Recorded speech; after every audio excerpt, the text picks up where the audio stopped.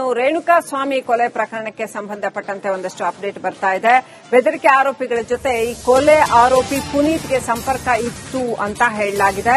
ಸಾಕ್ಷಿಗೆ ಬೆದರಿಕೆ ಹಾಕಿರುವಂತಹ ಪ್ರಕರಣ, ದರ್ಶನ್ ಪ್ರಕರಣದಲ್ಲಿ ಸಾಕ್ಷಿಗೆ ಬೆದರಿಕೆ ಹಾಕಿರುವಂತಹ ಪ್ರಕರಣ, ಗೌರವ್ ಶೆಟ್ಟಿ ಹಾಗೂ ಕಿರಣ್ ರೆಡ್ಡಿ ಎಂಬುವರ ಜೊತೆ ಈ ಆರೋಪಿ ಪುನೀತ್ ಆತನಿಗೆ ಕಾಂಟ್ಯಾಕ್ಟ್ ಇತ್ತು ಅಂತ ಹೇಳಲಾಗಿದೆ. ಎಫ್ಎಸ್ಎಲ್ ವರದಿಯಲ್ಲಿ ಅಂದ್ರೆ ಮೊಬೈಲ್ ಏನು ಅವರು ರಿಕವರಿ ಮಾಡಿದ್ರು ಪೊಲೀಸರು, ಆ ಎಫ್ಎಸ್ಎಲ್ ವರದಿಯಲ್ಲಿ ಇವರಿಬ್ಬರಿಗೂ ಸಂಪರ್ಕ ಇರೋ ಬಗ್ಗೆ ದೃಢಪಟ್ಟಿದೆ. ಎಫ್ಎಸ್ಎಲ್ನಿಂದ ಕಾಮಾಕ್ಷಿಪಾಳ್ಯ ಪೊಲೀಸರು ವರದಿ ಪಡೆದಿದ್ದಾರೆ. ಗೌರವ್ ಹಾಗೂ ಕಿರಣ್ ಇವರು ನಾಪತ್ತೆಯಾಗಿದ್ದಾರೆ. ಅವರಿಗಾಗಿ ಪೊಲೀಸರು ಶೋಧ ನಡೆಸಿದ್ದಾರೆ. ಥೈಲ್ಯಾಂಡ್ಗೆ ಹೋಗಿರುವ ಕುರಿತು ಮಾಹಿತಿ ಲಭ್ಯ ಆಗ್ತಾ ಇದೆ ಅಂತ ಹೇಳಲಾಗ್ತಾ ಇದೆ. ಆರೋಪಿಗಳ ಟ್ರಾವೆಲ್ ಹಿಸ್ಟರಿಯನ್ನು ಕೂಡ ಪೊಲೀಸರು ಸಂಗ್ರಹಿಸಿದ್ದಾರೆ.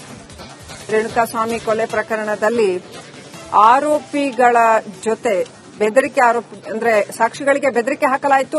ಯಾರು ಬೆದರಿಕೆ ಹಾಕಿದ್ದಾರಲ್ಲ ಆ ಆರೋಪಿಗಳ ಜೊತೆ ಕೊಲೆ ಆರೋಪಿ ಪುನೀತ್, ರೇಣುಕಾಸ್ವಾಮಿ ಕೊಲೆ ಆರೋಪಿಗಳಲ್ಲಿ ಒಬ್ಬ ಪುನೀತ್, ಆತ ಸಂಪರ್ಕದಲ್ಲಿದ್ದ ಅನ್ನುವಂಥದ್ದನ್ನ ಪೊಲೀಸರು ಎಸ್ಟಾಬ್ಲಿಷ್ ಮಾಡ್ತಾ ಇದ್ದಾರೆ. ಇನ್ನಷ್ಟು ಅಪ್ಡೇಟ್ ಪಡ್ಕೊಳ್ಳೋಣ. ನಮ್ಮ ಪ್ರತಿನಿಧಿ ಅರವಿಂದ್ ಕನೆಕ್ಟ್ ಆಗಿದ್ದಾರೆ. ಅರವಿಂದ್, ಇದೀಗ ಬೇರೆ ಎಲ್ಲ ಆಯಾಮಗಳ ಜೊತೆ ಈ ರೇಣುಕಾಸ್ವಾಮಿ ಕೊಲೆ ಪ್ರಕರಣದಲ್ಲಿ ಸಾಕ್ಷಿಗಳಿಗೆ ಬೆದರಿಕೆ ಹಾಕಿರ್ತಕ್ಕಂಥ ವಿಚಾರ ಕೂಡ ಪ್ರೂವ್ ಆಗ್ತಾ ಇದೆ.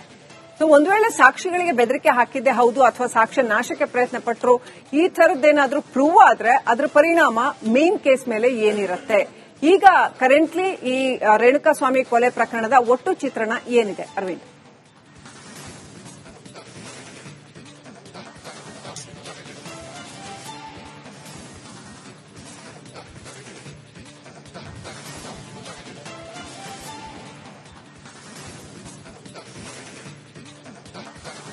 ರೈಟ್, ಸಂಪರ್ಕ ಸಾಧ್ಯ ಆಗ್ತಾ ಇಲ್ಲ.